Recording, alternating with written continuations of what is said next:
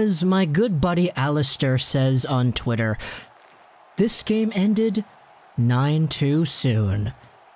The Vancouver Canucks have lost 9-2 to the Tampa Bay Lightning in a game that many were calling the unsustaina-bowl. Unsustainable as in unsustaina, and then bowl as in like Super Bowl. The unsustainable, a battle between two 7-win streaking teams. One of these teams would lose their 7-game win streak, and one of these teams would get onto an 8-game win streak. It is the second time in NHL history where two teams with 7+ game win streaks were facing off against each other. The last time that happened was Minnesota and Columbus, where the Blue Jackets won 14 in a row and the Wild won 12 in a row. Yeah, remember that? That was a few years ago.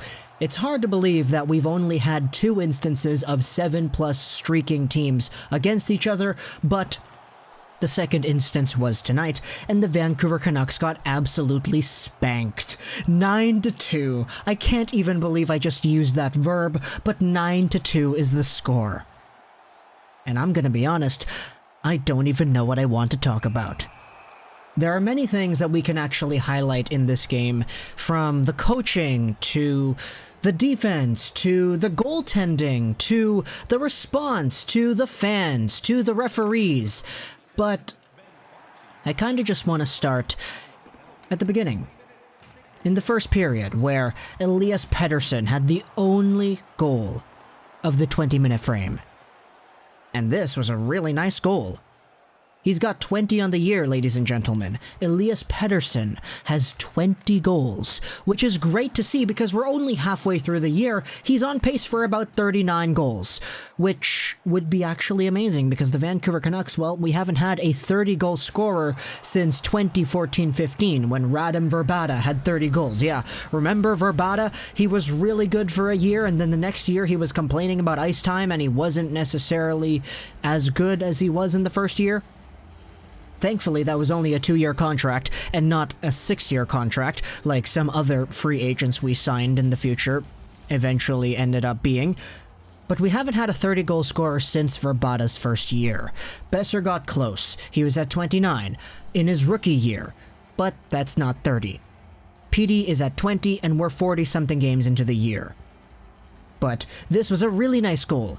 A really, really nice play where Pettersson initially tries to actually sauce a pass out in front. It hits the guy in the face, but then the play comes back the other way, and Petey is in alone one-on-one with Vasilevsky, and he outweights the Giant. He outweights one of the best goaltenders in the entire NHL and slips it through 5-hole, and what a beautiful goal that was.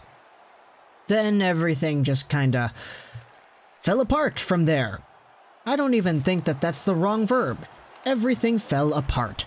The Vancouver Canucks only scored 1 goal after that, and that was Louis Eriksson, which is awesome, because every time Louis Eriksson scores up until this point, the Vancouver Canucks win the game. Except, not anymore. First off in the second, though, it's Tyler Johnson who takes a shot. It goes off of the crossbar. Actually, no, it goes off of Markstrom's glove.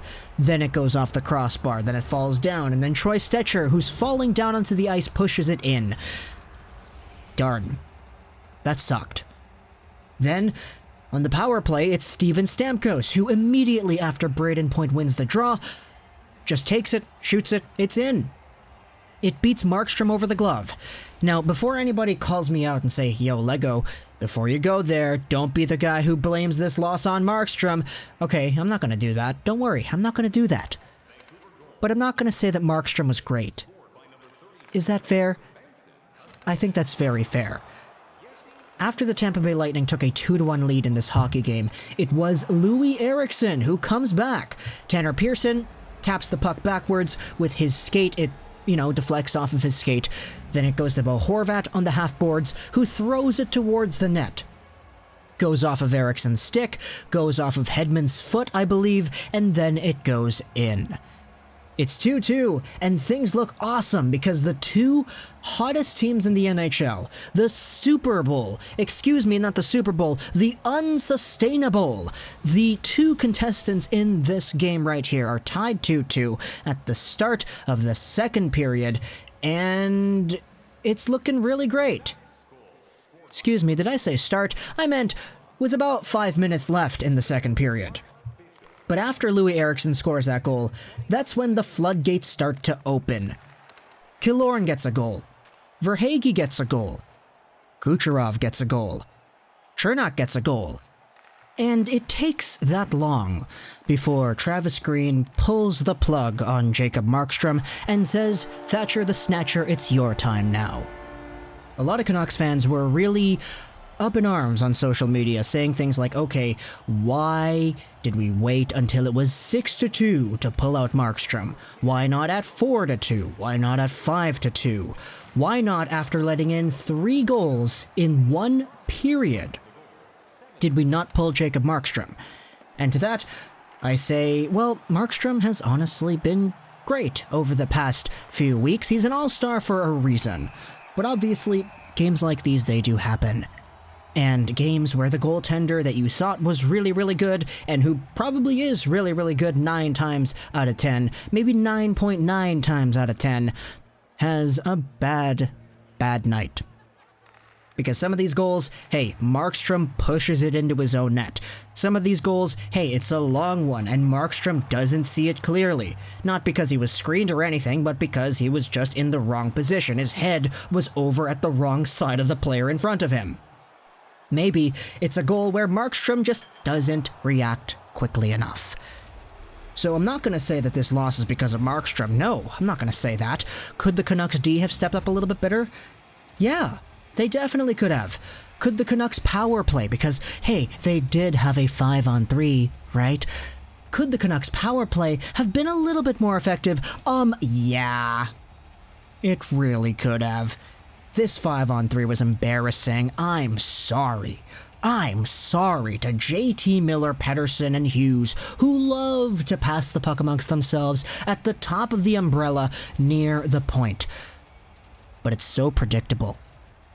It's really predictable. You don't get the enemy moving, you don't open up space, and when the Vancouver Canucks play a team that is as good as the Lightning, you start to see how that is ineffective.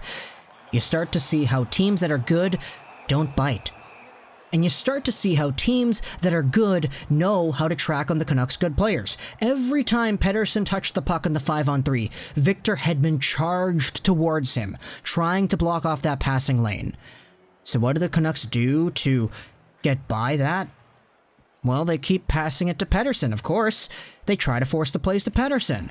They give the puck back to Hughes. They get no shots on a 5-on-3. Sounds pretty good, doesn't it? Now, obviously, the Lightning didn't stop there. Point got a goal, Verhaeghe got 2 more for a hat trick, and then the fans started chanting, "We want 10," which was, it's gonna happen. This Canucks game was an anomaly. We're not gonna say that this happens all the time, right?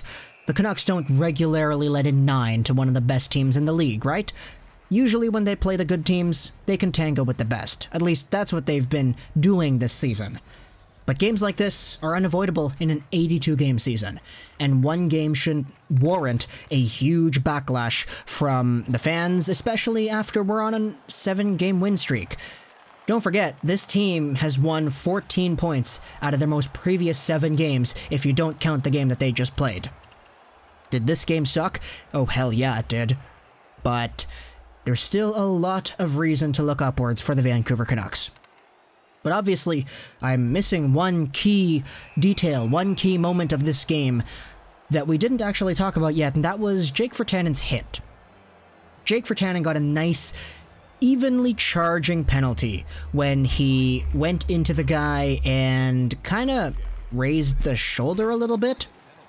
In my opinion, it wasn't the cleanest of hits, but I don't think it was super dirty like people were trying to make it out to be. Mostly because the guy that Virtanen was hitting kind of slowed down before Virtanen got the hit in. Virtanen was ready to lay a big body-to-body hit, but the guy stopped, So Virtanen kind of had to push forward a little bit to actually make contact, and he actually got the guy a little bit up high. Virtanen, though, instead of staying on the ice to try to combat the guys who would fight off against that, he immediately goes off on a change. And the Lightning players who are on the ice, they see the 8 guy, the guy with the number 8 on his back, hit one of their own. Obviously, it's Jake Virtanen. He's 18. But because Virtanen is off the ice, and because the guys probably didn't get a good look at the number 8, they go after Chris Tanev, which was really funny to me, but obviously that doesn't placate any of the emotions that were in this game. It just raises them up even higher. And it's always funny because last time the Canucks played the Lightning, it was that crazy Danick Martel elbowing Troy Stecher to the head game that I called an absolute war. This game, it wasn't a war. It was the unsustaina-bowl, and one team absolutely taking control of that. So, I hope you enjoyed this video, and bye.